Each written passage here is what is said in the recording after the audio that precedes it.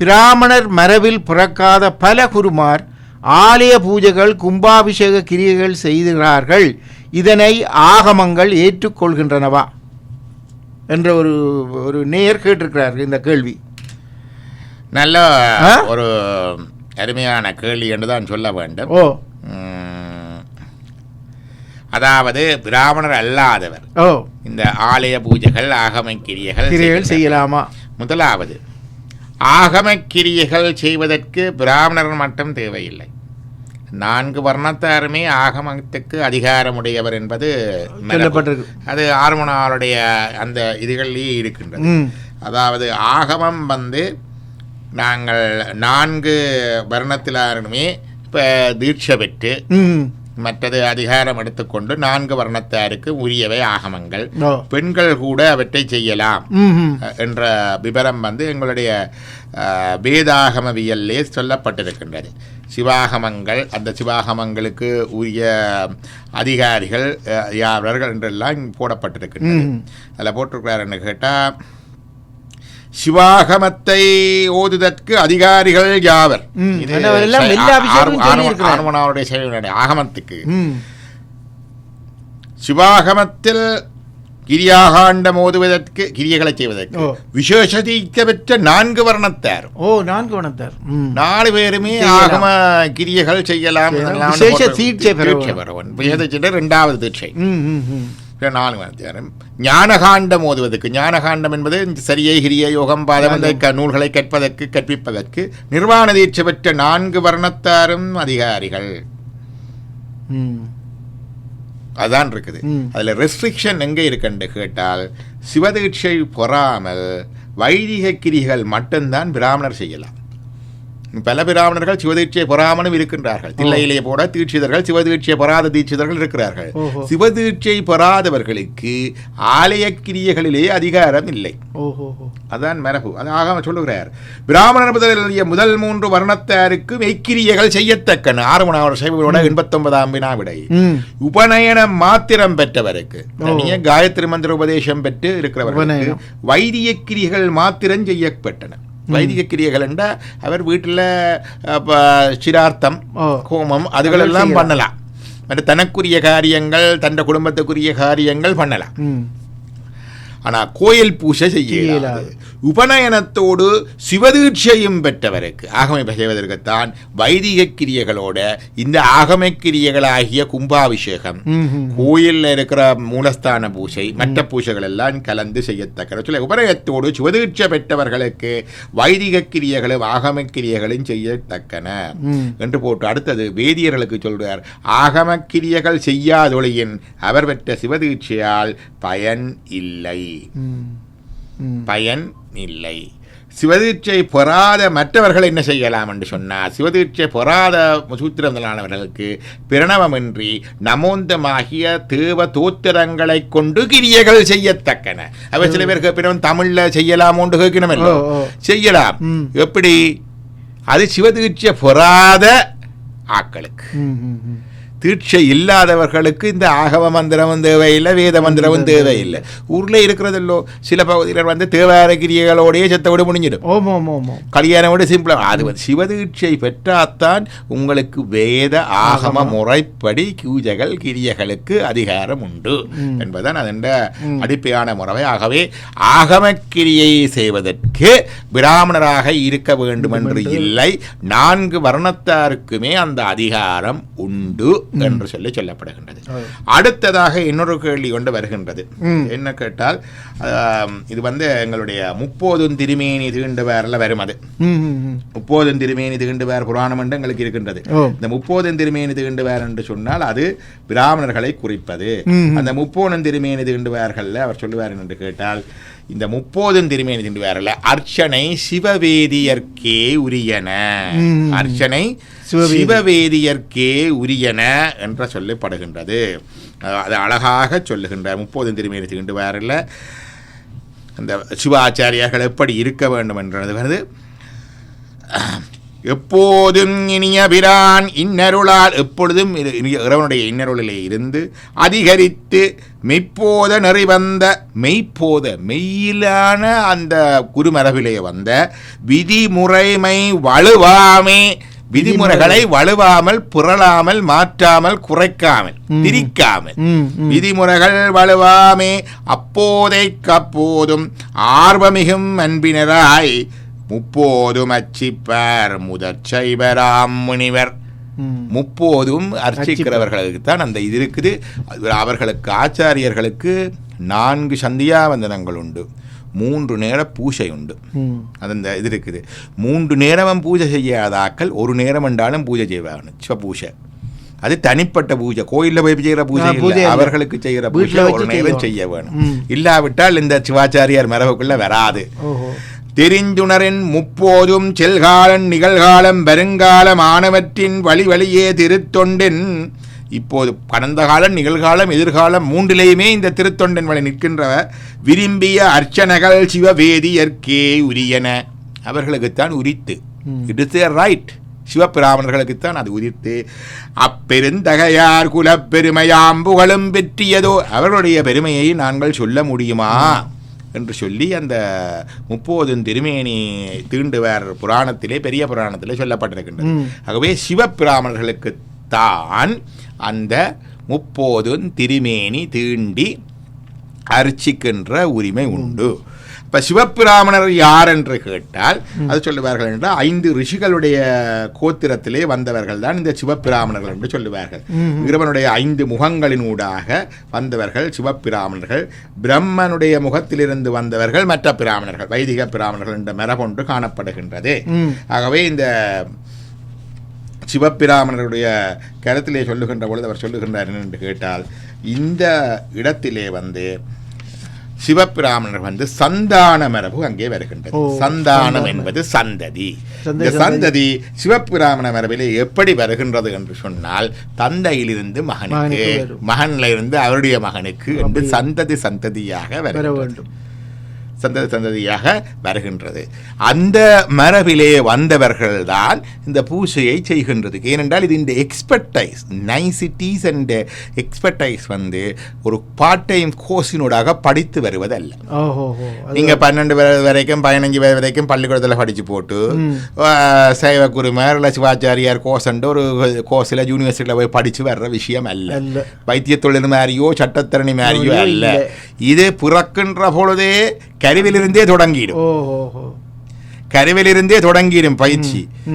அது கர்ப்பாதானத்துக்கு முந்தையே வந்துடும். It's a generational task. அவருக்கு தாத்தால இருந்து தொடங்கி ஜெனரேஷனல் டாஸ்காக கையளிக்கப்படுவதுதான் இந்த சிவாச்சாரிய மரபு.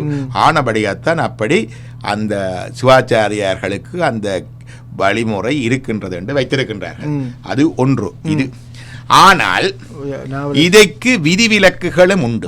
இந்த பிராமணர்கள் யார் என்ற கேள்வி எங்களுக்கு 2-3 இடங்களிலே சந்திக்கின்றோம். மகாபாரதத்திலே ஜக்ஷ பிரக்ஷம் என்ற ஒரு பகுதி இருக்கின்றது.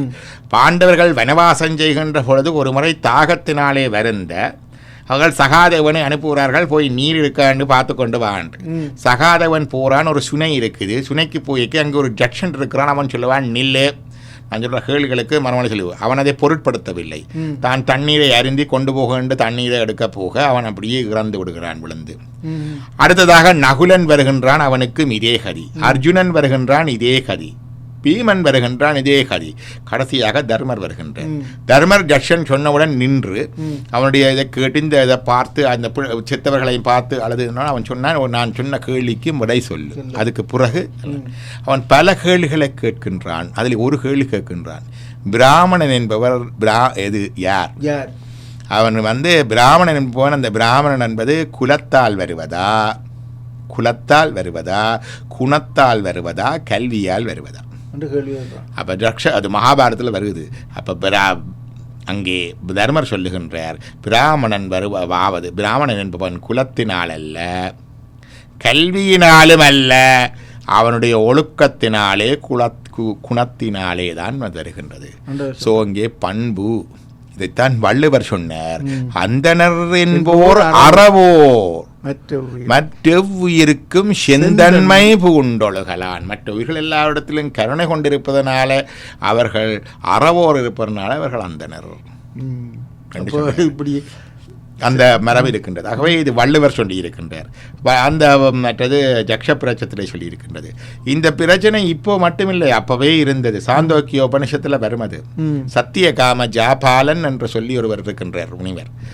அவர் பையனாக சிறுவனாக இருந்த பொழுது கௌதம முனிவரிடம் போகின்றார் படிப்பதற்கு. அவர் கேட்கின்றார் கிம் கோத்திர, என்ன கோத்திரமடா நீ? இங்கே பள்ளிக்கூடம் போனால் இப்போ கேட்கிறேன் தானே, பர்த் சர்டிஃபிகேட்டை கொண்டு வான்னு கேட்குறதானே, அதேதான் கேட்டார். தெரியாது, நான் அம்மாட்ட கேட்டுட்டு வரேன்னு போனான்.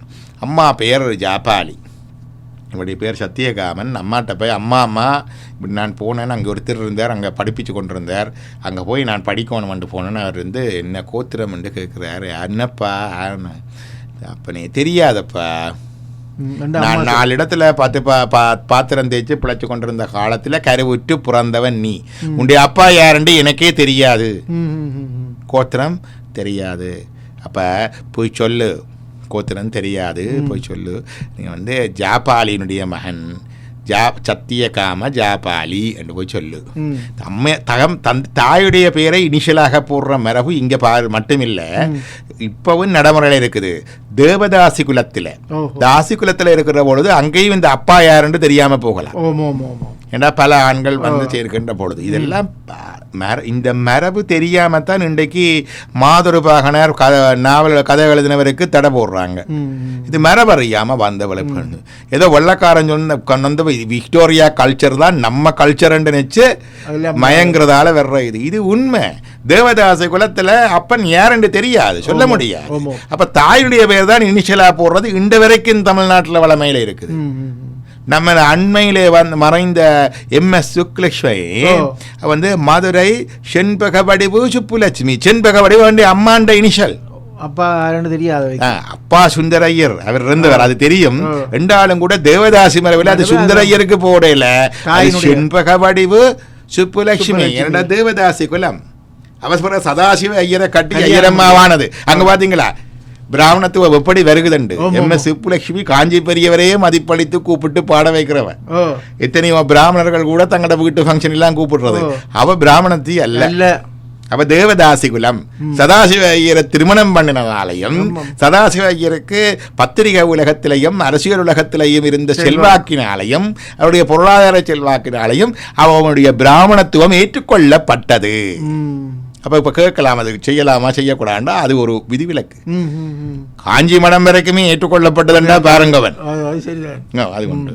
இப்போ இது சத்தியகாமான ஜாபாலன் என்ன செய்கின்றான், திருப்பி அந்த கௌதமனிடம் போய் சொல்லுகின்றான், எனக்கு கோத்திரம் தெரியாது, என்ற பெயர் சத்தியகாம ஜாபாலி என்று அம்மா சொல்றார். நீ பிராமணன், நீ சத்தியம் பேசுகிறவன், வா என்று அவனுக்கு பூநூல் போட்டு அவனை சேர்த்துக் கொள்ளுகின்றார்.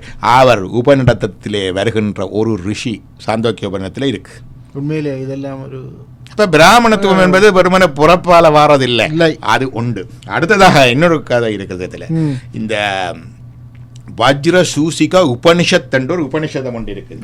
இந்த வஜ்ர சூசிக உபனிஷத்துல என்ன சொன்னால் இருந்துகிட்டு பத்ர சூசிக உபனிஷத் இதே கேள்வியை கேட்குது. யார் பிராமணன், புறப்பாலையா அல்லது இதாலயான்னு சொல்லி இந்த கேள்வி வருது. 108 உபநிடதங்கள்ல உண்டு. வஜ்ரம் என்றால் தெரியவில்லை இருக்கும், வைரத்தன்மை வாய்ந்தது வஜ்ரம். சூசிக என்றால் ஊசி. அப்ப அந்த வைரத்தன்மை வாய்ந்த ஊசி போல ஞானம் கூர்மையாக கூர்த்தமெஞ்ஞானத்தால் கொண்டுணர்வார் தங்கருத்தின் நோக்கரிய நோக்கே என்று சொல்லிக்கொண்டு இருக்குது. அப்போ கேட்குற அந்த கேள்வின்னு கேட்டால், இந்த பிராமணன் என்பது அவனுடைய உடலாலையா, அவனுடைய ஜாதியாலையா, அவனுடைய அறிவாலையா, அவனுடைய கர்மத்தாலையா, அவன் செய்த தொழிலாலையா அல்லது அவனுடைய தர்மத்தாலையா என்று கேட்கிறது. அப்ப சொல்லுகிறார்கள் என்று கேட்ட உயிரை பிராமணன் என்று சொல்லலாது. ஏன்னா உயிருக்கு ஆண் பெண் ஜாதி வீதம் ஒன்றும் கிடையாது, அதை சொல்லி போட்டார். அங்கே வஜ்ர உயிரை பிராமணன் சொல்லலாது, உடலை பிராமணன் என்று சொல்லலாது. பிராமணனுடைய உடலும் இன்னொரு உடலும் ஒரே மாதிரி. இது சங்கராச்சாரிய வரலாற்றில் வரும். ஆதிசங்கரர் அவர் உழவு ஞானம் பெற்றிருந்தாலும் அவருடைய ஞானம் படிமுறை ஞானம், அது ஒரு வித்தியாசம். இங்க பாத்தீங்கன்னா ஆதிசங்கரர் வேதாந்த சாஸ்திரத்தை சாதித்த மகா ஞானி, அதில் எந்தவித சந்தேகமும் இல்லை. ஆனால் எங்களுடைய இந்த பாடல் பெற்ற தலங்கள் சிவாலயங்கள் எங்கேயும் 4 கீழே வச்சிருப்பார்கள், 63 நாயன்மாருக்கும் கீழே வச்சிருப்பார்கள். அது 63 பேர் அடங்காத கருவூர்த்தவருக்கு கூட தஞ்சாவூர் பெரிய கோயிலில் சிலை இருக்கு, நம்பியாண்ட நம்பிக்கை இருக்கு, ராஜராஜ சோழனுக்கு இருக்கு, அந்த கோயில் கட்டுவித்த திருமல நாயக்கர் அவையருக்கு கூட இருக்கும். அது மட்டும் இல்லை, சில கோயில் திருப்பணி செய்த அண்மை காலம் வரைக்கும் திருப்பணி செய்த பச்சையப்ப செட்டியார் தானே, அவருடைய தமக்கையாருடைய சிலை உருவச்சிரி எல்லாம் சிதம்பரத்து கிழக்கு கோபுர வாசல்ல இருக்கு. ஆனால் சங்கராச்சாரியன் சிலையை கோயில் சுற்றுப்புறத்திலோ திருமதிலோ திருக்கோபுரத்திலோ உள்ளேயோ பூஜத்தானத்திலேயோ எங்கேயும் காண முடியாது. எங்கேயும் கண்டிருக்கிறீர்களா? இல்லை இல்லை. இப்ப வருகுது, புதிதாக முளைக்குது, அது வேற விஷயம். பாரம்பரியமாக ஈழத்திலும் சரி இந்தியாவிலும் சரி எந்த சிவாலயங்களிலும் ஆகமமுறைப்படிய சிவாலயங்கள்ல சங்கராச்சாரியாருக்கு சிலை இல்லை. ஏனென்று சொன்னால் சங்கராச்சாரியார் பெற்றது படிமுறை ஞானம். படிமுறை என்றால் ஸ்டெப் பை ஸ்டெப் லிபரேஷன். அது வருகிறது. அது ஆதாரம் இது சங்கராச்சாரியார் இவ்வளவு வேதாந்த ஸ்தாபனம் செய்தவர், பிரம்மசூத்திரிய பாஷ்யம் செய்தவர், எத்தனையோ பேர்களை மண்டனமிஸ்வரர் முதலாக தர்க்கத்திலே வாதித்து அதெல்லாம் ஷண்மத ஸ்தாபனம் செய்தவர். காசி நகரிலே நடந்து போகின்றார், இறைவனே வருகின்றான் ஒரு புலையன் வடிவிலே, புலையனாக வருகின்றார். அங்கே புரட்சியாக பார்வதி வருகின்றார், நாய்களோடு வருகின்றார். சொல்கிறார்கள் ஊரம்போ தள்ளி போவாங்க. இவர் பிராமண உத்தமர், எவ்வளோ பெரிய குரு, அவர் வார சன்னியாசி. சங்கர மடத்தில் பூநூல் கூட அறுத்தறிந்து விடுவார்கள், சிக கூட எடுத்து விடுவார்கள். அப்படிப்பட்ட சன்னியாசி. ஆனால் இன்னும் அந்த தடிப்பு போகையில் பிராமணன். அப்போ அவர் உங்க போய் சொல்ற தள்ளிப்போ தள்ளிப்போண்டுலான்னு சொல்லி கொண்டு போக அவர் கேட்டார், என்னத்தை தண்ணி போக சொல்றா சாமி, இந்த உடம்புல இருந்து உடம்பை தள்ளி போக சொல்றியா, அல்லது இந்த உயிரில் இருந்து இந்த உயிரை தள்ளி போக சொல்றியா? நான் என்று சொன்னால் உயிர் தான், நீ என்று சொன்னால் உயிர் தான். உயிரிலிருந்து உயிரை தள்ளி போக சொல்லுகிறாண்டா, உயிர் ரெண்டும் சைதன்ய சொரூபம், அதுக்கெல்லாம் ஜாதி பேதம் கிடையாது. உடம்புல இருந்து உடம்பை தள்ளி போய் சொல்றா, உண்ட உடம்பும் ரத்தம் சதை எலும்பு மாமிசமான உடம்பு, என்ற உடம்பும் அப்படித்தான். இறைச்சிதோல் எலும்பிலும் இலக்கமிட்டிருக்குதோ, சிவவாக்கியர் பாடல்ல கேட்பார், இறைச்சிதோல் எலும்பிலும் இலக்கமிட்டிருக்குதோ கேட்டார் சிவன். சங்கராச்சாரியர் அப்படியே காலில் விழுந்தார். மானுஷ பஞ்சகம் 5 சுலோகம் படித்தார். எனக்கு சொன்ன இந்த புள்ளையன அவன்தான் எனக்கு குரு என்று காலில் விழுந்தார். அவருடைய ஞானத்தில் அடுத்த ஸ்டெப் படிமுறை ஞானம் பெற்றபடியினாலே சங்கராச்சாரியாருடைய சிலைகள் ஆலயங்களில் இல்லை. எங்கட ஞானிகள் படிமுறை ஞானம் அல்ல, உடனே அப்படியே வரும். அப்படியே சம்பந்தர் ஞானம் பெற்ற பிறகு கொஞ்சம் கொஞ்சமா ஞானம் முதிர்ச்சி பெற்றது என்று வரலாறு கிடையாது. சுந்தரர் ஆட்கொண்டப்பட்ட பிறகு கொஞ்சம் கொஞ்சமா ஞானம் முதிர்ச்சி பெற்றது என்று வரலாறு கிடையாது. அப்பர் சுவாமிகள் ஞானம் பெற்ற பிறகு கொஞ்சம் கொஞ்சமா ஞானம் முதிர்ச்சி பெற்றது என்று வரலாறு கிடையாது. மாணிக்க வாசகர் ஞானம் பெற்ற பிறகு கொஞ்சம் கொஞ்சமாக ஞானம் முதிர்ச்சி பெற்றது என்று வரலாறு கிடையாது. அவருடைய பாடல்களிலே கூட இது ஆரம்பகால பாடல்கள், இது இடைக்கால பாடல்கள், இது அவர் வயசாகி அனுபவம் மிகுந்த பாடல்கள் என்ற பேதங்கள் கிடையாது. அதான் சொல்வார்கள், உவமையிலா கலைஞானம் உணர்வறிய மெஞ்ஞானம் தவ முதல்வர் சம்பந்தர் தாம் உணர்ந்தார் நிலையில் த இன்ஸ்டன்ட் என்லைட்டனிங். அதுதான் எங்களுடைய ஞானம், அதுதான் பரஞானம். பரஞானம் என்பது இன்ஸ்டன்ட் என்லைட்டனிங், உடனே வேணும். இது எப்படி என்ன, அது வரைக்கும் எங்களுக்கு அபரஞானம். அபரஞானம் என்றா புத்தக அறிவு, நூலறிவு, இப்படி பார்த்து சொல்லுவோம். இது எப்படி என்றா, ஓட்டப்பம்மில்ல தண்ணி இறைக்கும் பொழுது ஊர்ல முதல்ல என்ன செய்வோம், அதுக்கு ஓட்டு கொஞ்சம் தண்ணியை விடுவோம், தண்ணியை விடுவோம், தண்ணியை விட்டுட்டு ஸ்டார்ட் பண்ணி தண்டத்தான் பிறகு அங்க உள்ளுக்க கிணத்துல இருக்கிற கனெக்ஷன் அங்க பெரிய வற்றாத ஊற்று இருக்கு, அது வந்தோடனே கஷ்யா வரும். இது தேச எங்கட மங்கையர்க்கரசி அவர்கள் சொன்ன உதாரணம் ஒன்று வந்திருக்கின்ற பொழுது, அதே மாதிரி நாம் படிக்கின்ற நூலறிவு, இந்த கேட்கின்ற கேள்வி அறிவெல்லாம் ஞானம் அல்ல. இது ஓட்டப்பம் முறைக்கிறதுக்கு உள்ளுக்கு ஒரு தண்ணி மாதிரி உள்ளுக்கு ஆத்மாவுக்குள்ள இது போய் சுவர சுவர அந்த சரியகிரிய யோகம் என்ற சாதனங்கள் செய்து கொண்டு வர, அப்பதான் அதான் சுத்தி இழுக்கிறது, செய்து கொண்டு வர அந்த சாதனைகளோட இந்த நாங்க கொடுக்கிற இந்த புத்தக ஞானம், சிவஞான சித்தியார், ஆர்வனாளர், பெரிய புராணம், இந்த இதுகள் எல்லாம் போய் எங்களுடைய சரியகிரிய யோக ஞானம் என்கிற அந்த வைன் பண்ணி ஒரு ரோப் போட்டு கயிறு போட்டு இழுப்பமே, அதை இழுக்க உள்ளுக்கு இருந்து எங்களுடைய ஆத்மாவுக்குள்ள இருந்து இறைவன் தொடர் வட ஞானம் பீரிட்டு சமுத்திரமாக வெளியில வரும், கஷா வரும். அதுதான் ஞானம். அந்த ஞானம்தான் சம்பந்தருக்கு வந்தது, அப்பருக்கு வந்தது, ஞாபகரசருக்கு வந்தது, மாணிக்க வாசகருக்கு வந்தது. மற்ற ஞானம் எல்லாம் என்ன, கிணத்துல வாளி எடுத்தாள்றது, ஒவ்வொண்ட அள்ளி அள்ளி எடுக்கிற ஞானம். அப்படி அதான் அந்த வித்தியாசம் இருக்குது. அப்ப இதை சொன்னார், உடம்பு பிராமணன் அல்ல. இங்க வந்துட்டு வஜ்ரஜூசி உபநிஷத்துல வந்து உடம்பு பிராமணன் இல்ல, கலர் கூட பிராமணன் இல்ல, கருத்த பிராமணனும் இருக்கிறார். பிச்சை குறுக்களை பாருங்க, நல்ல கருப்பு. அதே மாதிரி வெள்ளையாரணத்துல சூத்திரனும் இருக்கிறார். அவரை கலரை பார்த்து சொல்லலாம். இது கூட அங்க வந்திருக்குது. பிறப்பால கூட சொல்லலாம் அது பிராமணன் ரெண்டு போட்டு உதாரணம் சொல்றார். ரிஷ்யசரங்கர் வந்து மான்ல பிறந்தவர், கௌஷிகர் வந்து ஓநாயில இருந்து பிறந்தவர், வால்மீகி வந்து புற்றுக்க இருந்து வந்தவர், வியாசர் வந்து மீனவ பெண்ணுக்கு பிறந்தவர், வசிஷ்டர் ஊர்வசிக்கு பிறந்தவர். ஆனபடினால ஞானம் வந்து பிராமணத்துவம் வந்து பிறப்பால வருவதில்லை. பிராமணர் கூட காயத்ரி மந்திர சொன்ன விஸ்வாமித்திரரே பிராமணர் இல்லை. இல்லை மாட்டது. அறிவாளையும் பிராமணனாக முடியாது. எத்தனையோ அறிவாளிகள் இருந்திருக்கிறார்கள், அவர்களால் அறிவாளை கூட பிராமணமாக முடியாது. கர்மத்தினால, புரோகிதம் செய்வதனால, பூஜை செய்வதனால, ஆலயம் நடத்துவதனால கூட பிராமணனாக முடியாது. கர்மா பிராமணனை சதிக்காரு. தர்மம் செய்வதனால, சமூக செய்வதனால அதால கூட பிராமணனாக முடியாது. தர்மா இஸ் நாட் பிராமணா வருவதில். அப்போ ஆறு பிராமணன் என்றால் இந்த முக்குணங்களையும் கடந்து தன்னுடைய பிறப்பு இறப்பு வாழ்க்கையினுடைய தத்துவத்தை தெரிந்து ஞானத்திலே நினைத்து ஆத்மாவிலே ஒன்றித்து இருக்கின்றவன் தான் பிராமணன். He is only called a Brahmana by Shrutis, Smritis and Puranas and Idihasas. சொல்லி இருக்கு. ஸ்ருதிகளிலும் மற்ற ஸ்மிருதிகளிலும் மற்றது புராணங்களிலும் இதிகாசங்களிலும். Otherwise he cannot attain Brahminhood. அவனுக்கு பிராமணத்துவம் வரவே வராது என்று சொல்லி அந்த இதில் சொல்லப்பட்டிருக்கிறது.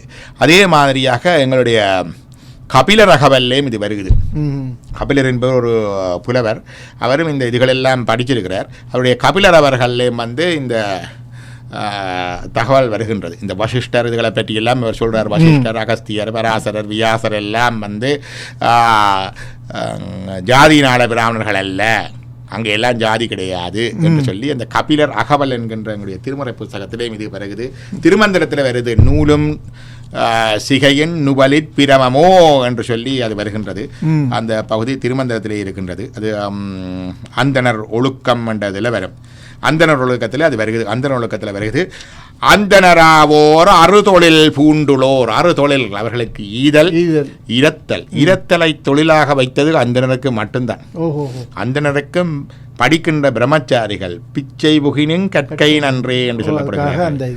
அது வச்சிருக்கிறார்கள். பிரம்மச்சாரிகளுக்கு வச்சிருக்கிறார்கள், அந்தனர்களுக்கு வைத்திருக்கிறார்கள், சன்னியாசிகளுக்கு வச்சிருக்கிறார்கள். இந்த 3 பேரும் தான் மற்றவர்களில் டிபெண்டாக இருக்கிறார்கள். செந்தாள் ஓம்பி எரியோம்பி 30 நியமஞ்செய் 3 பொழுது சந்தியாவந்தனம் செய்து நியமஞ்செய் தத்துவ நற்கருமத்து நின்று ஆங்கிட்டு சந்திய மோதி சடங்கறுப்போர்களே. சந்தியாவந்தனம் செய்து சடங்கு ஷட் என்றால் 6. இந்த வேதத்தின் 6 அங்கங்கள் இருக்கின்றன. அந்த 6 அங்கங்களில் கூறியபடி அந்த கிரியைகளை செய்பவர்கள் தான் பிராமணர்கள் என்று சொல்லி சொல்லப்பட்டிருக்கிறது. நூலும் ஜிகையின் நுவலிற் பிரமமோ. தனியாக பூநூல் போட்டு குடும்பி இருந்தால் மட்டும் பிரமம் இல்லை. நூல் அது கார்பாசம், நுண்சிகை கேசமா. நூல் வந்து பருத்தி நூல், இது வந்து மயர். அது இல்லாமல் நூல் அது வேதாந்தம், உபனிஷம் தெரிஞ்சிருக்க வேணும். நுண்சிகை ஞானமாம், தலையில ஞானம் இருக்க வேணும். நூலுடை அந்தனர் காணும் நுகலிலே என்று சொல்லி போட்டு சத்தியமின்றி உண்மை இல்லை, தனி ஞானந்தானின்றி அறிவும் கிடையாது, ஒத்த விடயமிட்டு ஓரு உணர்வன்றி இப்படி சொல்லுகின்ற நல்ல விடயங்களை அறிந்து உணர்கின்ற உணர்வும் கிடையாது.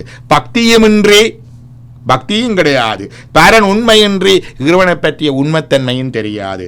பித்தரும் மூடர் பிராமணர் தாமன்றே, அவர்கள் பிராமணர் அல்ல. இது திருமந்திரத்தில் சொல்லியிருக்கு. சொல்லியிருக்கு. நல்ல பிராமணர்கள் அதை சொல்லுவார்கள் சட் பிராமணர்கள். இனங்கண்டு கொள்ள வேண்டும். கடினமான விஷயம். முப்போதும் சந்தியாவந்தனம் செய்பவர்களாக இருக்க வேண்டும். சிவதீட்சை பெற்றவர்களாக இருக்க வேண்டும். அடுத்தது இதுதான் தொழில் என்றா 3 நேரம் தானே. இப்போ பார்ட் டைம் பிஸ்னஸ் வச்சிருக்கிற நாங்களே எங்களுக்கே ஒரு நாளைக்கு ஒரு முறை சந்தியாவந்தனம், ஒரு முறை சிவபூசையும் செய்யலும் என்றால் இதையே ஃபுல் டைமாக இருக்கிற பிராமணர்களை செய்யத்தானே வேணும், அது எதிர்பார்க்கத்தானே வேணும். அப்படினால சந்தியாவந்தனம் செய்வர்களாக இருக்க வேண்டும். தங்களுக்குரிய ஆத்ம பூஜை என்கின்ற சிவபூஜை செய்வர்களாக இருக்க வேண்டும். ரெண்டாவது அது ரெண்டும் இருந்து இந்த இது இருந்தால் அவர் சட்பிராமணர் என்று கொள்ளலாம். அதான் சொல்லப்படுறது. அந்த விதத்திலே பார்க்கின்ற பொழுது அப்படி சட்பிராமணருக்கூடாக செய்கின்ற கிரியைகள் மிகவும் சிறப்பாக இருக்கும். அப்போ தாரமங்குருவின் தலையெழுத்தையா அது வாய்க்கிறது எங்களுடைய பூர்வ புண்ணிய பயனினாலே அமையும். அதான் இந்த பிராமணத்துவத்தை பற்றி தெரிய பிராமணர் இவ்வளவத்திலேயும் சொல்லியிருக்கிறோம். வஜ்ரசூசிகோபனிஷன் சொன்னோம், சத்தியகாமாஜாபால என்ற சாந்தோக்கிய மண்டலம் சொன்னோம், மகாபாரதத்திலே ஜக்ஷம் பிரக்ஷம் சொன்னோம். ஆனால் இதை விட வேறு ஒருத்தரும் பிராமணத்துவத்தை பற்றி சொல்லியிருக்கிறார். யார் தெரியுமோ? புத்தர். புத்தரே சொல்லியிருக்கிறார். மிகுந்த ஆச்சரியம். புத்தருடைய தம்மபதத்திலே கடைசி அத்தியாயம் 26வது அத்தியாயத்துக்கு பேர் பிராமண பக்க. அது பாலி மொழியில தான் இருக்குது. அதுல கேட்கிறார் putting forth effort, O Brahmana, cut off the stream and banish sense desires. Having known, spewing out disposition, you will be knower of the unmade. O Brahmana. யார் பிராமணன் என்பதற்கு சொல்லிக்கொண்டே போறார். அதில் சொல்றார், when a Brahmana has gone beyond the two ideas, the duality கடந்து அத்வைத நிலைக்கு வர வேணும். Then all the fetters of him who understand go to their setting. என்று சொல்லி பிராமணனுடைய குவாலிட்டிஸை பற்றி ஒரு அத்தியாயமே புத்தர் தம்மபதத்திலே எழுதியிருக்கிறார். இது ஒரு ஆச்சரியமான விஷயம். சமீபத்தில் தான் எனக்கு கிடைக்கப்பட்டது. அப்போ அவர் சொல்றார், one who has abandoned evil is called Brahmana. அந்த எவில் என்ற அந்த தீயதுகளை விட்டவன் தான் பிராமணன். தோ restrained conduct one is called a recluse, abandoning one's own blemish, hence called one who has gone forth. இதான் அந்த பிராமணனுடைய குவாலிஃபிகேஷன். அவர் சொல்லியிருக்கிறார். ஆக்சுவலாக இதை பார்த்தா தான் தெரியுது, புத்தர் புத்த மதத்தை ஸ்தாபிக்கவில்லை. அவர் ஏற்கனவே இருந்த இந்து மதத்தில் சீர்திருத்த வந்தவர். அவ்வளவுதான். அப்போ இன்றைக்கு இருக்கிற புத்த மதம் புத்தர் காலமாகி 300-400 வருஷத்துக்கு பிறகு உருவானது. புத்தருடைய தம்மபதத்தை பார்த்தால் குட் பிராமணனுடைய குவாலிட்டிஸ் என்னன்னு சொல்லியிருக்கிறார். அது என்னத்துக்கு புத்தருக்கு அவர் பிட்சு என்று தானே சொல்லியிருக்க வேணும். அந்த பாலிமணி சூத்திரத்திலேயே பிராமணான்னு தான் வருகிறது. அவர் ஒரு இந்து மதத்தை இந்து தானே. அவர் மாறவில்லை. அவருக்கு பின்னால் அவரை பின்பற்றுபவர்கள் அதை வந்துட்டார்கள். இன்றைக்கு பௌத்தத்தில் பிராமணத்துவம் இல்லாவிட்டாலும் அவருடைய தம்மபதம் கடைசி அத்தியாயத்திலே இந்த பிராமணருடைய குவாலிட்டிஸை பற்றி போட்டிருக்குது. அடுத்ததாக சொல்லுவார்கள் என்று கேட்டால், இந்த சிவாச்சாரியார்கள் இந்த 4 வருணத்திலையும் அந்த 5 சிவாச்சாரியார்கள் என்று சொல்லுகின்றோமே, அவர்கள்தான் சிவாச்சாரியார்களா மற்றவர்கள் இல்லையா என்று கேட்கலாம். எங்களுக்கு கொண்டு வருகிறது, எங்களுக்குரிய ஆச்சாரியார்கள் இருக்கின்றார்கள். எங்களுக்குரிய ஆச்சாரியார்கள் குருலிங்க சங்கம சிவையில் அவர் சொல்லுகிறார், எங்களோட ஆச்சாரியாரை சொல்லிக்குள்ள நாயன்மாருடைய குருபூஷ தினங்கள் சொல்லிக்குள்ள மறைஞான சம்பந்தனுடைய குருபூஷ வருகிறது. மறைஞான சம்பந்தர் சிவபிராமணர் அல்ல, அவர் பராசர கோத்திரம். அவர் பராசர கோத்திரத்தை சேர்த்தவர் என்று உமாபதி சிவமே சொல்லி இருக்கிறார் தன்னுடைய பாடல்கள்ல. பராசர கோத்திரம் அவர் சிவாச்சாரியார் அல்ல. அப்ப மறைஞான சம்பந்தர் என்று தான் சொல்ல வேண்டும். நாங்கள் சொல்லுகின்ற பொழுது உமாவதி சிவாச்சாரியார் என்று சொல்றோம், ஆனால் மறைஞான சம்பந்தர் என்று தான் சொல்றேன், சிவாச்சாரியார் சொல்றேன். ஆனால் ஆறுமோனாவலர் நான்மாருடைய குருபூஷத்தினங்கள் போகின்ற பொழுது அவரை மறைஞான சம்பந்த சிவாச்சாரியார் என்று குறிப்பிட்டிருக்கின்றார். ஆகவே அந்த 5 ரிஷிகளுடைய மரபை தவிர்ந்து அப்பாலேயும் இறைவனிடம் அன்பு கொடுத்துகின்றவர்கள் சிவாச்சாரியார்கள் ஆகுகின்றார்கள் என்பதற்கும், அந்த மரபிலே வந்தாலும் அந்த ஒழுக்கமும் அந்த படிப்பும் அந்த ஆச்சாரமும் இல்லாதவர் சிவாச்சாரிகள் மரபிலிருந்து விலகுகிறார்கள் என்பதற்கும் இது உதாரணம். அப்ப விதியும் தெரிந்திருக்கின்றது, விதி விலக்கும் தெரிந்திருக்க வேண்டும்.